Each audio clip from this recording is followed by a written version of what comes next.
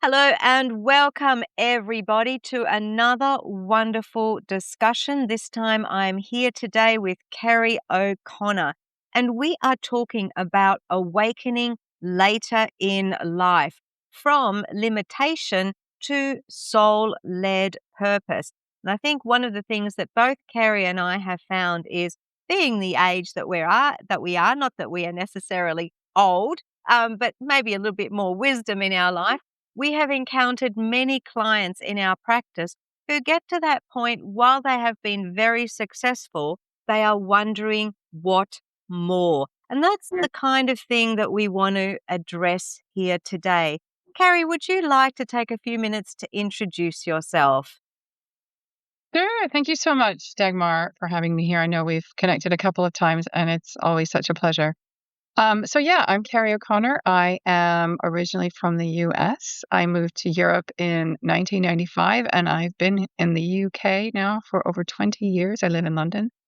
I work now as a soul essence activator and life transformation coach. But before all of that, I was in the corporate world. I worked in corporate internal communications for 25 years.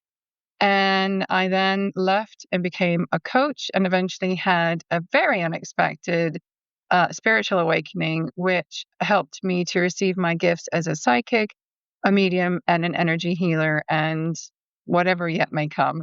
And I use all the tools that I've learned in coaching based in neuroscience, as well as my spiritual gifts and abilities to help my clients to engage and connect directly with their soul's true essence, to remember who they really are, and to live their purpose on earth so they feel fulfilled. They're giving, they're receiving, and life feels like it's full of purpose and meaning. Yeah. I get that, Carrie. It's such a similar background to my own, having both come from a corporate background, me from a legal background, and then at some point in my 30s, really feeling that spiritual calling coming in. I studied tarot, mediumship, I studied hypnotherapy, Reiki, past life regression, and over the years have helped my clients with all of that, but also being a coach, integrating that spiritual side of myself when I'm working with my clients to give them those insights. And I think for both of us, would you agree that it's lovely having that connection, that source to that divine to give us that greater inspiration? Yeah, I mean, absolutely. And I have to say, it's that marriage of the science and the spiritual, which completely transformed my life, and helped me to see the world in totally different ways and ground myself in reality, my reality, and bring that to the world. I think without that combination, I always knew something was missing. So that is that beautiful combination that changed my life and also set me on the path and purpose that I'm on, which is to help people in a similar way. I'd also like to point out, Dagmar, we have one other thing in common, which is the fact that you were also originally from another country. Yes. So we have that experience as well of being transplanted somewhere else. And I do think that gives you like a broader perspective. And although we're in a country that speaks our own language, shall we say, it is still another way of interacting with the world, and which is also what spirituality is. That's so true. And I think for me, having worked in Australia, the US, and the UK, even though we all speak that English language, it's a different culture depending on where you live. And then when you're working with different clients, when you translate that into the real world, that working with different cultures, it really does give you a broader breadth of experience and how you deal with clients. So you are absolutely 100% correct. And one of the things that I noticed that you said just then, and which really takes us on to our topic of today, is you said that you, as well as I, work with clients who find that there is something missing in their life. So I guess that brings us to our first question, which is what do you believe triggers awakening later in life? Well, it's a really great question. I mean, it really can obviously happen at any time, but I do think there have been a couple shifts that have happened historically, that have made this a possibility. I think, first of all, just the sheer availability of information that perhaps our parents wouldn't have had, digitally. We have information at our fingertips 24/7. And that's really speeding up time, and it's expanding our own awareness and also our understanding of how the world operates and what our options are as well for for learning, for personal development, for growth and things like that. And I think all of that is causing us to question more. We're questioning more things where previous generations might have blindly, or I shouldn't say blindly, but devoutly followed a perhaps an organized religion. People are now maybe questioning those kind of archetypal type of structures. And they're starting to open up to different realities. They're starting to question, is this right for me? Is that right for me? Does it fit with me? And I think all of this is breaking down societal norms as well. It's making it easier for us to talk about spirituality, to engage in it as well. It's for many people a much more open conversation, whereas perhaps it might have been taboo. I know there's certain parts of the world where it is still very much taboo, but it's definitely more open in a lot of Western societies. I also think that people are much more trauma aware. We're more aware of mental health. I think there's much more of an acceptance around different types of modalities, trying different things. People are using traditional psychological methods and practices, but a lot of people are getting to the point where they're saying, well, I can only go so far. I feel like it's just not getting me the full roundness that I need to understand myself and bring myself forward. And a lot of the spiritual practices that people are using now are actually being studied by science as well. So in some cases, there's actual proven evidence scientifically that these things work and why they work as well. And people are really opening up to that. I also think our immediate gratification culture has something to do with it as well, because it's like, we have this thing where it's, I need something, I want it fixed, I'm going to get it, and when these challenges happen, like we experience grief, or we have struggles with parenthood, or we lose a job, or we feel ill, or we experience burnout. We're so open to experiencing and getting relief in any way, shape, or form that is available. And there's so many different options out there now. And of course, we have this burnout culture as well. And this is a big thing that's happening for a lot of people. I was subject to that myself. And I think that's one of those moments. And because this is becoming quite prevalent in our society, that big shifts happen in people's lives. And I think this is also like a real point of awakening. Like, there is something more. There is something more I'm meant to be doing. I'm feeling this way because I'm resisting something that is within me, and they want to seek it and they want to find it. They want to know, what is that thing that's going to give me more meaning? It's going to give me that sense of purpose. Yeah. And I think all of these things is helping many of us, myself included, discover the magic that the vast universe holds for us and for everyone around us. And it's opening our eyes to things, and awakening us to things within ourselves. And then we have a desire to go for it because we know that there's ways to do it and help out there to help us. Karrie, you've covered so much when you've said that, and I totally agree that we are in this, instant gratification kind of world, and we have so much more available to us now than our parents did even, 60, 70 years ago. I saw this funny meme on Facebook, something about, oh, well, the 80s, that was like only 20 years ago, right?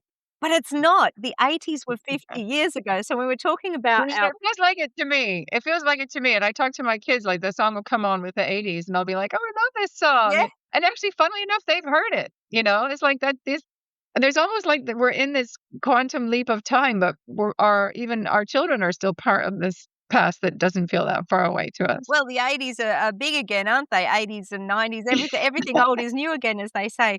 But we are much more in this instant world. And as you said, our parents, I mean, there was a culture. You go to school, you go to job, you basically have that job for life. You retire, and that's Yeah. kind of your lot in life. You might do a bit of travel, you might do a bit of golf and all that when you retire, but the world has really changed. And going Yeah. on to something that you said, I do believe that even though we have a lot of information available, there is also that culture of that 30-second. I've got to have information in 30 seconds. And the attention span doesn't allow us to go really deep. So when we get to this place, whether it's our relationship, whether it's our job, our business, whatever it happens to be, where we feel that there's something missing because we only have looked into the surface of this information age, if you like, we're not really going deeper. And I would say, from what I've seen with my clients, that's where a big gap is. They've got the information, but they don't know how to implement it. What are your thoughts Mm. on that? Yeah, I think that's a really excellent point. And I think with that, there's a lot going on there. I think for a lot of people, it's a dysregulated nervous system. They're in the fight, flight, freeze, fawn stage, which comes from high levels of stress and living under high levels of stress for a long period of time. It's okay to seek the information quickly, but if you're expecting the answers to come quickly as well, and I think there's also a sense of blame. I think we do sometimes have like a "it's not my fault, someone else can fix it" type of attitude. Yeah. So I hear what you're saying, definitely.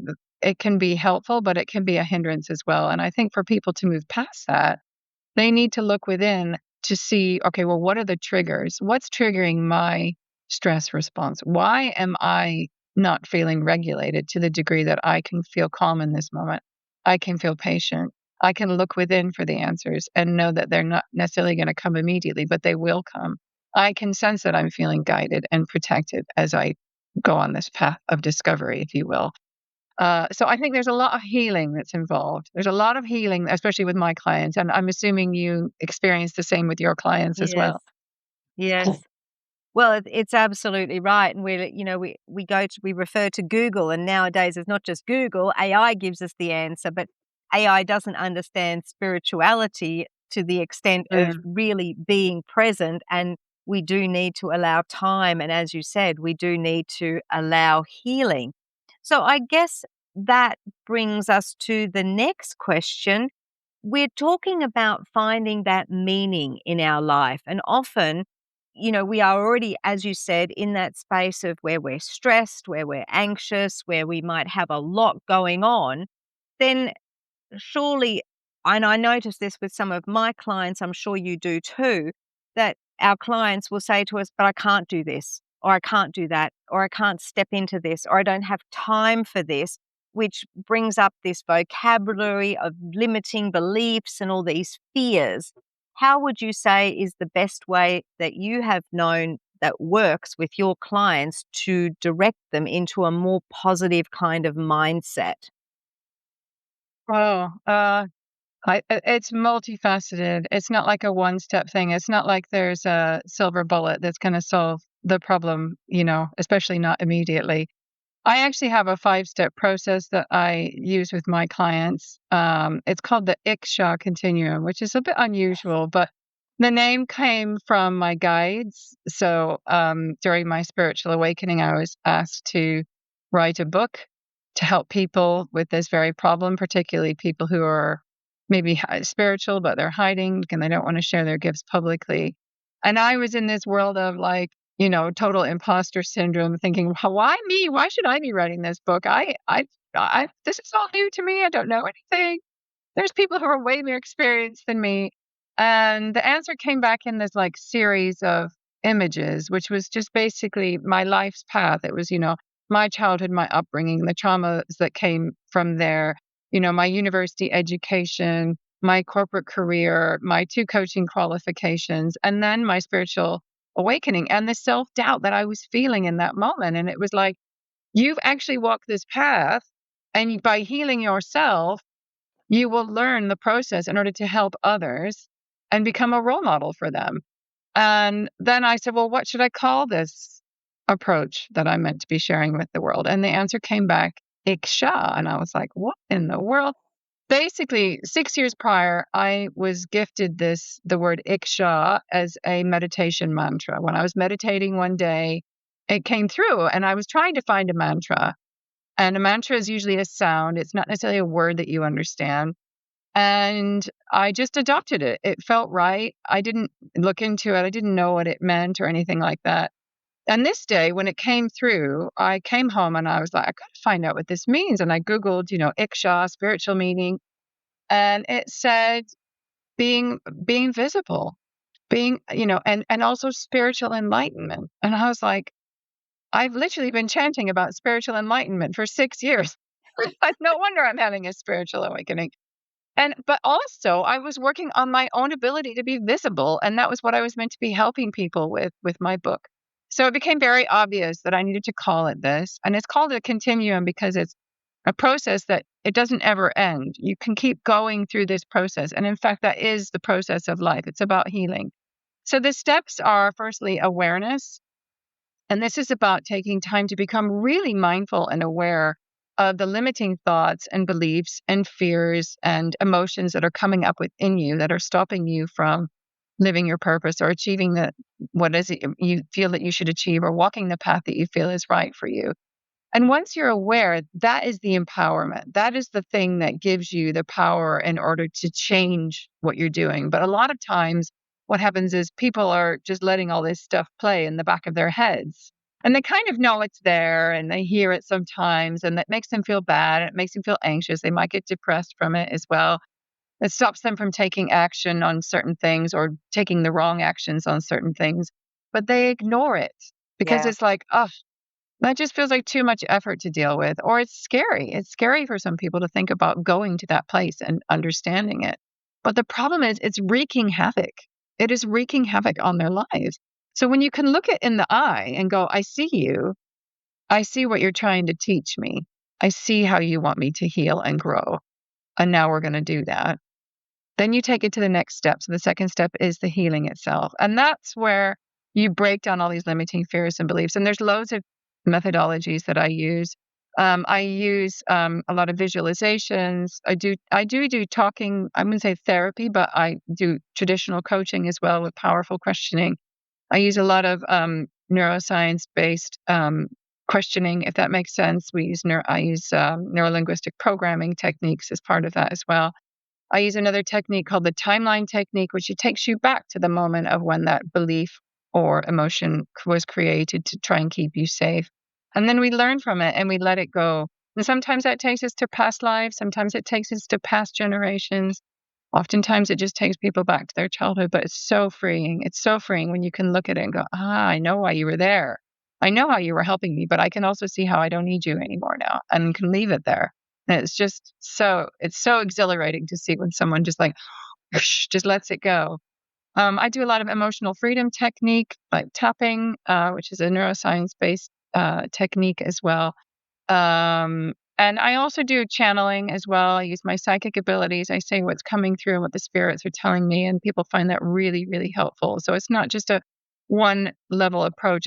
I completely use my intuition to decide what I think is right for the client. I also do something called parts therapy, which is based on a internal family systems, Mhm. which is a psychological based treatment. So there's lots of different things that you can use. And then once we've gone through the healing process, then we get to the relearning. That's the third step. This is about going, okay, this is how I've been acting based on all of these things that were holding me back. I now need to relearn how I need to think, how I need to act, how I need to feel about myself. So we go through a process of like looking at they've created patterns in our lives and how they want to show up differently. And the next step is then transformation. And this is when we make it longer lasting. This is when you make it a habit or a routine or you build it into your day, specific things. This is probably a bit more of a practical thing. But the transformation only really happens when you do it consistently. And the last stage then is expansion. And this is when you start to see the world in a different way. You show up in a different way. Your energy is in a different level. People are reacting to you in a different level. And the beauty is that every time you do this, you gain so much more awareness that your awareness gets stronger. Yeah. And the more aware you are, then you go back to the beginning and you just keep going through the process every time. And that for me is what life is. Life is this continual journey of becoming aware and healing and expanding. And it's just a beautiful way to live. It really does allow you to clarify, identify, and fully step into your purpose. I don't even know if that was your original question, but that was the answer that came to me. Well, it's interesting. Again, I love the parallels with what we do, and yet, you and I have never discussed the depth of what we do because I have the divine alignment blueprint, which, funnily enough, Mhm. is a six-step process, and it is also, Amazing. yeah, integrating. not only like where you are, starting with where you are and going to where you want to be, and the steps involved in, breaking free of those limitations, of getting rid of those old belief systems and really breaking it down so that healing can take place and so that you can really discover what it is that you really want. Because one of the things that I've discovered is so many times with clients, they say they want this, but that's not what they really want. It's not until you dig deeper, because some of what they say that they want is still based on perhaps expectations from family, Yeah. friends, or generations in some way. So it's really about discovering who they are and breaking down those layers and just getting rid of it all. It's like, what is it? The emperor's new clothes. Yeah. Becoming right down to the core of saying, actually, what I really want is this. And then building all of that up again to come to this beautiful place of empowerment. And I do that Uh, too with the spirit world. I bring the spirit world in. I help people really connect into their intuition as well and learning to trust that. And even though I have my podcast, the Angelic Footprints podcast, that people can refer to, it's also about trusting that the spirit world is there to help as a support. It's not just something that you can do or that I can do or whatever. It's something that everybody has access to. yeah. And then it's that concept of, teach someone how to fish and they'll have a meal for life. Same thing. That's the philosophy behind the divine alignment blueprint, that everybody Yes. can then access those tools all of the time. And Yeah. you've got then that new you, if you like, that comes out and goes, Yeah. actually, you know what? I'm right there. I know exactly what I want now. And they actually feel good about themselves. Yeah, and I have to agree, so much of what you said resonates. I'd be curious to put our blueprints next to each other and see how many steps align. I bet they're all completely the same, but just different words. Possibly. But, what I was gonna say was, I'm all about empowerment. In fact, that's one of the values of my business and my core personal values as well. So I always say to my clients, my job is to empower you to help yourself. Just like you say, teach the person to fish, and they'll never be starve a day in their life, or I can't remember exactly. Like that. Um, and it's exactly that. I always say, if you're still working with me after so many sessions, I haven't done my job right. Like, I'm helping you learn how to look after yourself. And everything I teach them is about helping them to preserve their own mental health, well-being, purpose, you know, and how they show up in the world for sure. And yeah, create that new identity 100%, definitely. Well, let's talk about identity for a moment since you've just brought that up. And when we think about who we identify as, and then also if you bring that in conjunction with the people in our lives, would you say to someone that they need to navigate the relationships and the change, that the transition or the transformation that takes them from here to here? That is a step in itself. What would advice would you have for anyone around that? Yeah, that's a great question. I think the first thing I would say is identity gives you the kind of impression that it's just you, but it's important to notice that with your own identity, you're not alone. Mm. We're all guided, we're all protected, we're all connected, we're all part of the same wholeness. So it's really important to notice that your identity is part of the whole. And it's important for you to understand really who you are and own that and feel comfortable completely embodying that, because it's complete and it just feels total alignment. Because when you do, then you feel that connection more to the whole, to the all, and so forth. And then also, when you kind of feel, even if you don't know that that is how maybe you don't feel that way from the beginning because you're still exploring your identity, just knowing that as part of the process, you're not alone, you are guided, you are protected. It really helps you feel safe to explore what is right for you, to ask questions, to ask for help as well. And and as part of that process as well, you'll eventually find yourself connecting with like-minded souls. And what will happen as your energetic vibration changes or you start showing up differently is that you'll start meeting people who reflect back to you your new identity. And it's really magical because you then start to think, wow, I've I've changed and I feel so much better in being this kind of person. This just feels more natural to me. Then you'll find that you meet people along the way who are either helping you or supporting you, or maybe they're on the same journey as you and just making you feel like, oh, I'm okay the way I am, type of thing. And that really changes your whole view of the world and how you fit into it. It becomes less about, it's all about me and what's going on for me and all of my problems, and becomes more about what you can give back, by living and your purpose and really being yourself. And I firmly believe that when we're all doing that, when we're all giving back, when we're all really stepping into our soul's truest essence and our real identity, we see ourselves as being a vessel for being the best version of ourselves that we can be, totally accepting all of our imperfections and vulnerabilities as part of that. And in doing so, we're giving back to humanity, just as all the other people who are doing the same thing are also giving back. But I'd love to know how you see it, actually, Dagmar.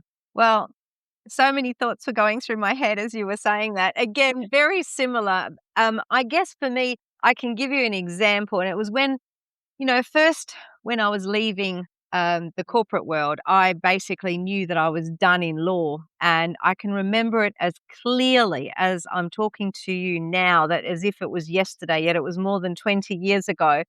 And it was a Sunday morning, and I'd had all of these experience, all these things happen in my work environment. I was exploring already my spiritual side.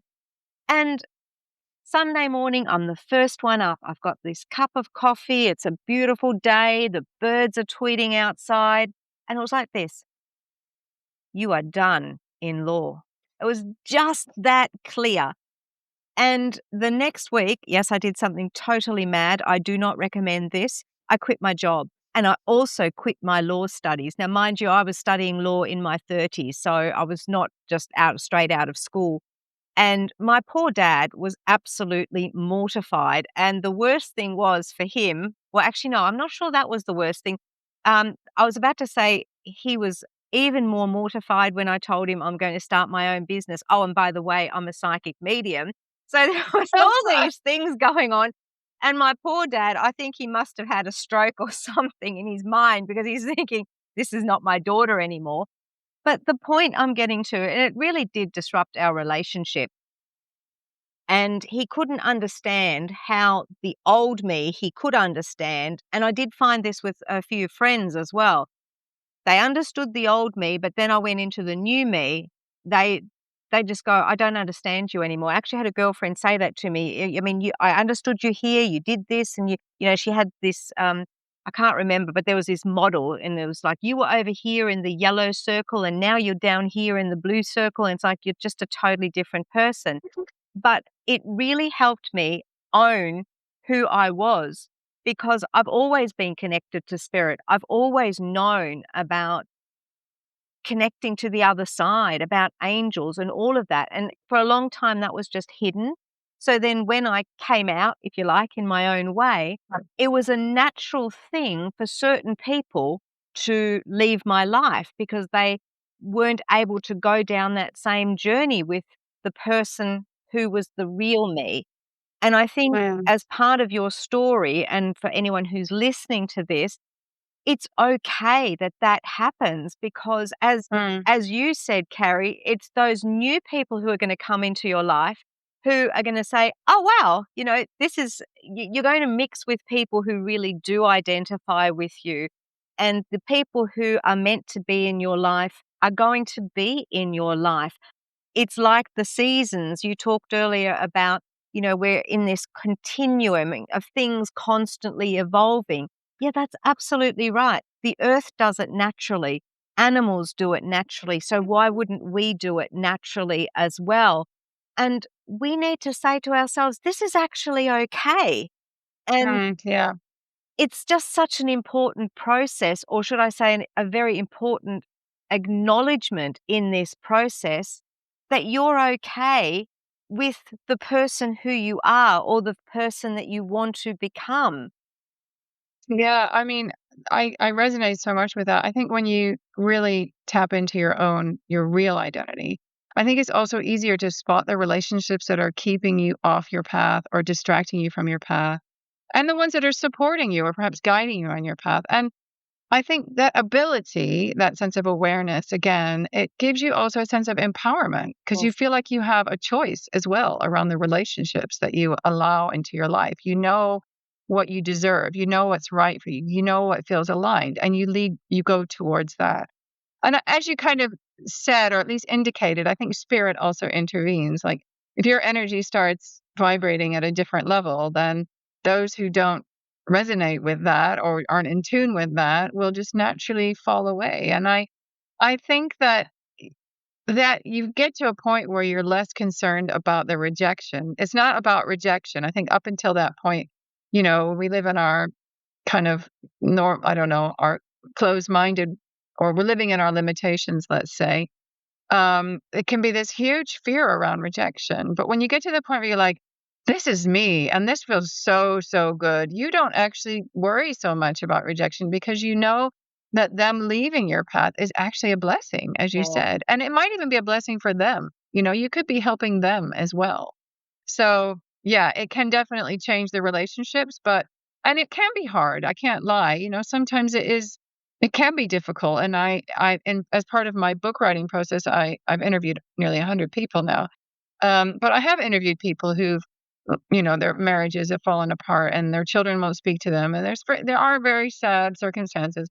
But I do actually believe that if those souls are meant to be together to help you on your path, then they will come back together.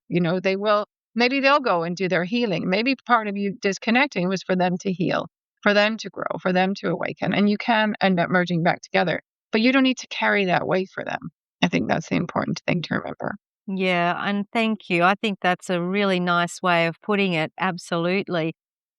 Because we all have our own journey. We have our own mission, if you like. And having done past life regression, I'm a person who believes that we chose the kind of lessons that we want to learn in Yeah. this lifetime before we came here. Now, do Yeah. we always do we always learn all of those lessons? I would say sometimes yes, sometimes no. That's, you as a soul, you always have free will, free choice in how you go forward. But I guess ultimately we're talking also about, leading into our soul purpose. So is there any thing that you would like to advise anyone who's struggling, who feels that emptiness? How can they step forward into more of a soul aligned purpose? If that is I'm not even sure that's the right question, but do you know what I mean? Yeah. I do know what you mean, and I think if I'm honest, I'm gonna go back to the process that I use. I think it's just so, so essential to become aware of what is limiting you, first of all, because only in doing that can you become aware of what it is you actually desire. I think if you wanna step into your soul's purpose, and you're being held back or you're feeling stuck or you're not sure what it is and, you don't know how to find it, that's usually because there's all sorts of chatter going on in your mind that's telling you, "You're not good enough. You're not smart enough. You're too old to be doing that kind of thing. You've already lived, you've got this career. It's safe. You're gonna be safe if you stay there. You'll become destitute if you decide to leave that job." And all sorts of things. Or people will judge you. You lose all your friends. Those are all the things. It's not, I mean, if you get rid of all of that, then suddenly you have the space to think. You suddenly have the space to actually expand your mind and open yourself to any possibility. Yeah. But until that's gone, you're going to be completely limited. Yeah. That's what I would say. I would agree with that as well. And I would also add one other thing. And for anyone who's listening to this video, regardless of where you are at now, don't be harsh on yourself. Don't think, oh, I've waited too long, or I don't have enough time, or I've made too many mistakes, or I can't rectify it. Put all of that aside because believe it or not, you are exactly where you are meant to be right Yeah. now. And any of the things that you have done in the past, whether I prefer to call them speed bumps, let's call them little speed bumps along the road, our challenges. they were there for a reason. And I don't always like some of the decisions I made in the past, but they've brought me to the place where I am today. And that is who you have become. If you think about it from that perspective as a positive, as a real mindset shift, then I believe that it helps you then take the next steps to be able to evolve and grow into the you that you would really like to become. Yeah, and I'd also add to that to say that I think that I think we compare ourselves to other people and we think, "Oh gosh, they've got it all sorted. They don't have any problems. They don't have any limiting beliefs. They've got such high self-confidence." I'm gonna tell you, I deal with this stuff every day. I I'm constantly working on my own limitations. The only difference between me and someone who's perhaps stuck in that place a lot is that I'm extremely aware it's happening, and I proactively take steps to work on it and change it, okay? That is the only difference. And if you're taught how to do that, then you can become empowered to do it for yourself as well. So, yes, I absolutely agree with you. And I think that, it's important to remember you are perfect as you are. You are whole. You are not broken. There's nothing that needs fixing, right? It's just about becoming more aware. And then when you're more aware and you're given the tools, you haven't been given the tools yet. So it's not your fault. Yeah. But maybe this podcast is telling you, and maybe it's a sign like, oh, so I just have to get the tools or I have to learn how to do this. That will be the step that you need to take. But you couldn't take that step until now because you weren't where you are now. So yeah. Karrie, that is absolutely awesome. I would agree. And I think just to round this off, to go back to what we started at the very start, we talked about living in a very fast-paced world with access to a whole lot of information.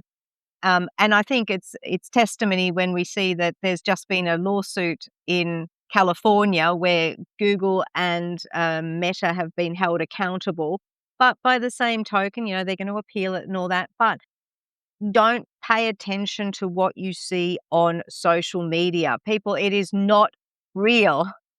And Yeah. you talked about this earlier, about this fast-paced world, and we live and the media has done this for years. We have pictures on magazines of really skinny people who look a certain way, and it has shamed us with body image. There are influencers, let me say that right, out on YouTube, on Instagram, who have this supposedly magic life. I don't believe that they do.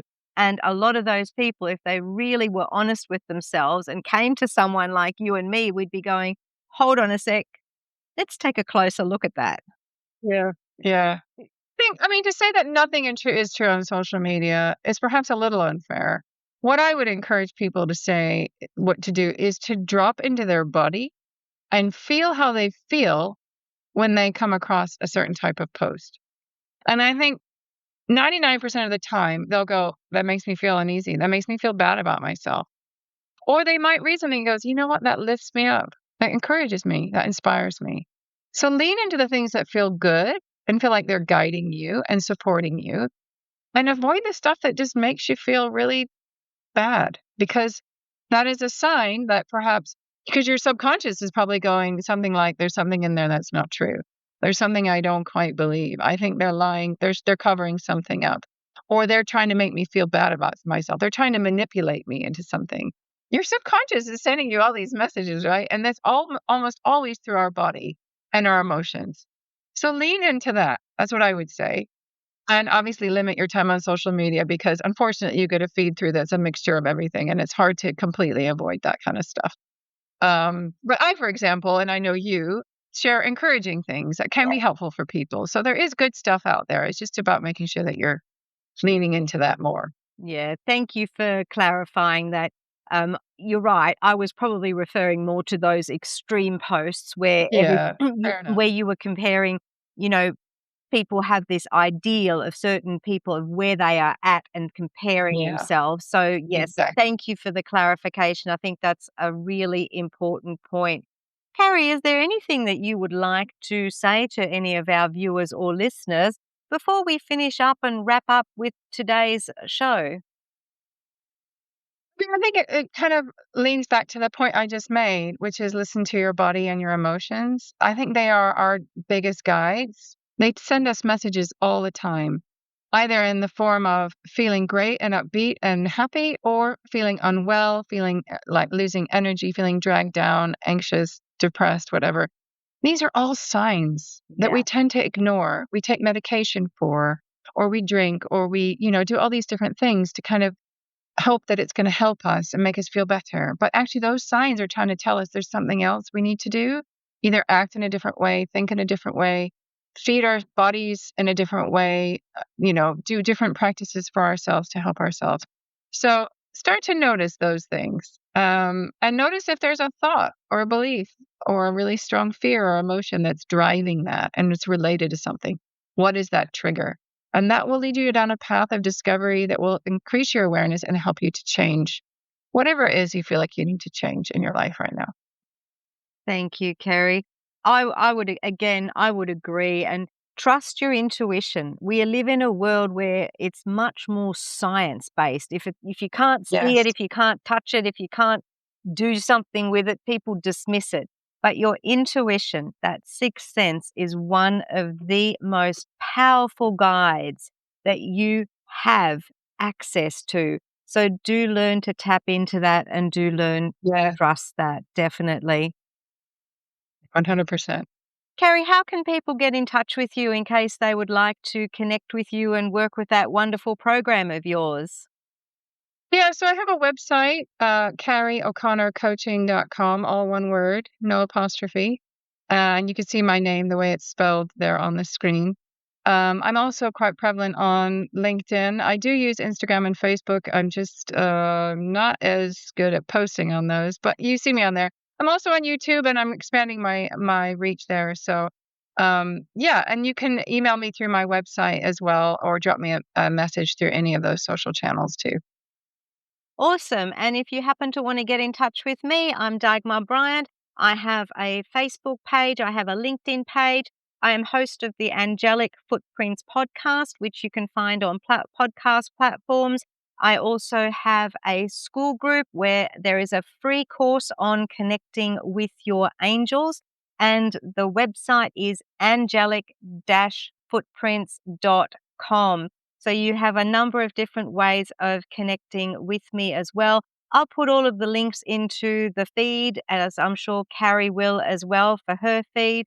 And we'd like to both thank you very much for tuning in today and really hope that this has been helpful for you. Absolutely. Thanks, Dagmar. Bye, everyone.